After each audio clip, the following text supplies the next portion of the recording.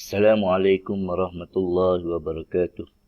Alhamdulillahi rabbil alamin. Wassalatu wassalam wa ala asyrafil anbiya'i wal mursalin wa ala alihi wa sahbihi ajma'in. Rabbi syrah li sadri wa yassir li amri wahlul 'uqdatam min lisani yafqahu qawli. Alhamdulillah, hari ini kita akan teruskan pembelajaran kita dalam subjek adab tahun 3. Tajuk dia adab melayan tetamu. Okey. Tetamu. Pengertian tetamu. Apa dia tetamu? Tetamu ni maksud dia orang yang datang berkunjung ke rumah. Jadi siapa-siapa yang pergi rumah kita, orang panggil sebagai tetamu. Okey. Dalil tuntutan memuliakan tetamu. Dalil-dalil ni daripada Quran ataupun hadis. Okey. Dalil dia kan, wa may yu'minu billahi wal yawmil akhir falyukrim dhaifah. Maksud dia apa? Dan sesiapa yang beriman kepada Allah dan hari akhirat, maka hendaklah dia memuliakan tetamu. Siapa beriman kepada Allah dan hari akhirat, dia percaya pada Allah, percaya pada hari akhirat, dia kena memuliakan tetamu. Okey, ini dalil menunjukkan kita ni dituntut untuk memuliakan tetamu. Okey, seterusnya kita nak tahu adab-adab melayan tetamu. Apa adab-adab dia? Okey, adab-adab cara-cara bila kita nak melayan tetamu. Cara lagu mana? Yang pertama, sambutan kedatangan tetamu. Kita nak sambut lagu mana? Yang pertama, menjawab salam tetamu. Kalau tetamu tu mari rumah, dia bagi salam. Jadi kita kena jawab salam. Jawab salam ni wajib. Bagi salam tak wajib. Tapi jawab salam tu wajib. Baik. Itu yang pertama. Yang kedua, bermanis muka. Bermanis muka tak kira. Dia sapa tu duduk jauh lagi, kita senyum tu. Tu comel. Bermanis muka. Jangan duduk masa pori muka, tak sila gitu. Dah kali yang mari rumah, kita tunjuk muka kita ni mana. Okey. Yang ketiga, bertanya khabar. Bila dia sapa rumah kita tu, kita sambut dia, tanya, sihat ke, mari berapa orang, tanya khabar sehuduh-huduh lah. Okey. Seterusnya, memberi layanan yang baik. Lagu mana kita nak bagi layanan yang baik? Antaranya yang pertama, melayan tetamu dengan ikhlas. Kita layan tetamu tu dengan ikhlas. Jangan duk mecuk. Tidak berjalan gegar rumah-rumah. Tak silap itu. Dah, dia pertama. Yang kedua, makan bersama tetamu. Kalau misalnya kita sedia makan ni, kita jemput dia makan, kita sendiri kena makan ni yang kita beri ke dia. Dah, sebab tetamu ni orang luar, dia jadi malu kalau dia nak makan. Kalau kita makan sekali, insya-Allah dia kurang sikit malu. Yang ketiga, tempoh layanan selama 3 hari. Okey, kalau lah misalnya tetamu tu, dia mari rumah kita boleh layan dia sampai 3 hari je. Masuk hari keempat kalau kita tak layan dia, tak apa dah. Sebab dituntut untuk kita memuliakan tetamu selama 3 hari sahaja. Lebih pada tu, pandai-pandai dia lah. Seterusnya, batas pergaulan dengan tetamu. Lagu mana kita dengan tetamu, siapa peringkat mana kita boleh bergaul dengan dia. Yang pertama, memakai pakaian menutup aurat. Ini penting. Menutup aurat. Kalau orang jatuh, aurat dia daripada lutut hingga pusat hingga lutut. Itu kalau orang lelaki. Kalau perempuan, semua sekali kecuali muka dan tapak tangan. Pergelangan tangan. Itu kena jaga. Jangan duduk selok betih sampai ke pohon aku. Tak silap gitu.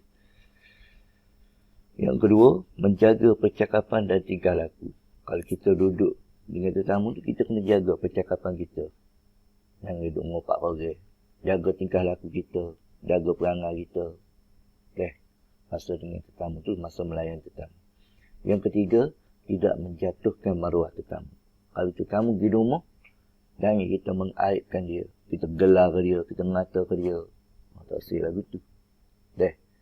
Kita kecik enam dah comel lah. Jangan duduk mengopak, jangan duduk mengata ke apa, tak silap. Okey. Seterusnya, iringi kepulangan tetamu. Kalau tetamu tu nak balik dah, Gapo dia kita kena buat, kita kena iring dia dalam ni. Yang pertama, bersalaman dengan tetamu. Dia nak balik dah tu, kita salih dulu dengan dia. Okey.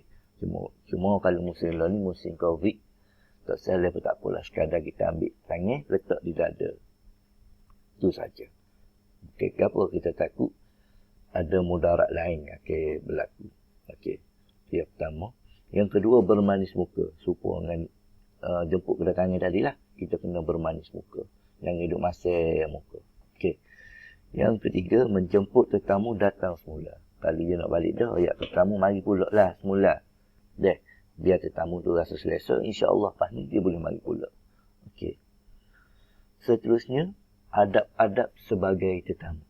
Tadi adab sebagai tuan rumah. Ni adab sebagai tetamu. Kita nak pergi rumah orang tu, kita ni sebagai tetamu, gapo ada adab dia? Yang pertama, berkunjung pada masa yang sesuai. Jangan duk pergi pada masa yang tidak sesuai. 3 masa yang tidak sesuai sebelum subuh. Yang pertama, sebelum subuh. Jangan duk pergi rumah orang pukul 5 pagi, pukul 4 pagi. Jangan pergi. Yang kedua, lepas zuhur. Lepas zuhur. Jangan pergi rumah orang selepas zuhur. Okey. Yang ketiga, lepas isyak. Yang pertama, sebelum subuh. Yang kedua, lepas zuhur.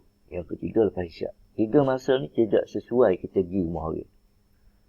Kecuali dijemput. Contoh, kalau dia buat makan rumah dia, buat ngatik. Ngatik orang buat biasa, buat lepas isya. Tak kali jemput kita. Dia kata, mari rumah lah lepas isya. Kali jemput tak apa. Kali dia tak jemput, jangan. 3 masa tadi. Sebelum subuh, lepas zuhur dan selepas isyak. Yang kedua, duduk dengan sopan. Duduk comel. Kita sebagai tetamu duduk comel. Jangan duduk kaki pas atas meja. Tak sih. Duduk comel. Yang ketiga, memberi salam sebelum masuk ke rumah. Bagi salam dulu sebelum masuk ke rumah. Kita mana-mana tempat pun kita bagi salam dulu lah. Kita nak pergi kubur, kita bagi salam dulu. Kita nak pergi rumah tak ada orang pun, kita bagi salam dulu. Bagi salam. Yang ketiga, makan dan minum apabila dijemput. Kalau ada makanan, tuan rumah mari makan tak atas meja. Bila tuan rumah jemput, baru makan. Jangan duk gaduh ambil selalu. Kalau contoh, tuan rumah waktu bik biskut Mary. Tuan rumah tak ada letak lagi harga mudah atas pinggir. Tak sel lah betul. Kena tunggu makan dan minum tu apabila dijemput saja.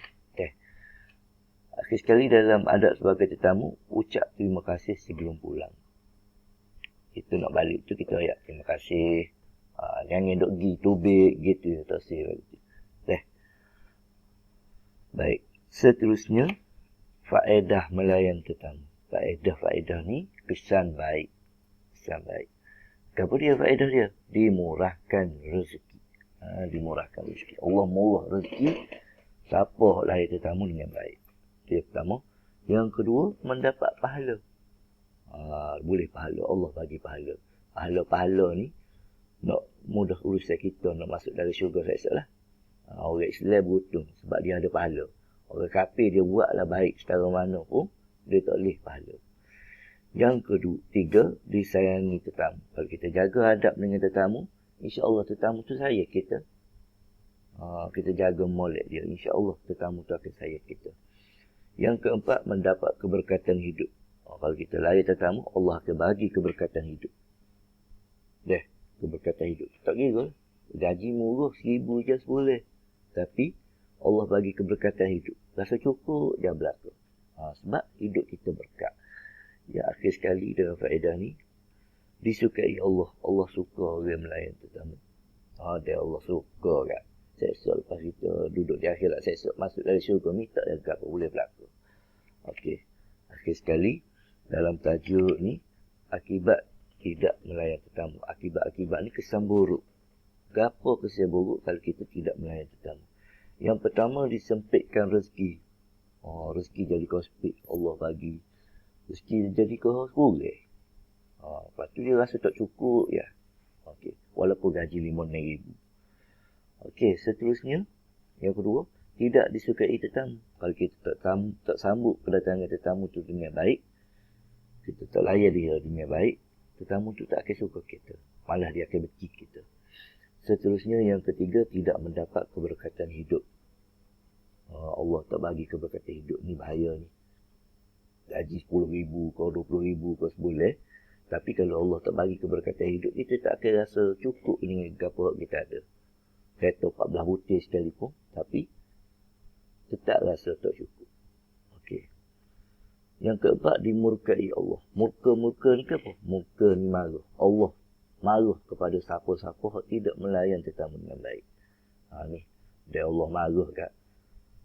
Takut-takut. Allah letak kita di tempat awak tak comel saya. Kita tak silap itu. Akhir sekali, menimbulkan perselisihan. Contoh tadi, antara adat dia, menjaga tutur kata, menjaga percakapan. Okey, kalau kita tak jaga percakapan, kita duduk mengata beliau ke apa, dia akan timbul perselisihan ataupun pergaduhan ke baluh ke apa. Jadi, kita semua kena jaga adab-adab sebagai tuan rumah ataupun tetamu. Sekadar itu saja daripada Ustaz. Kalau ada apa-apa boleh mesej ke Ustaz. Okay, Assalamualaikum warahmatullahi wabarakatuh.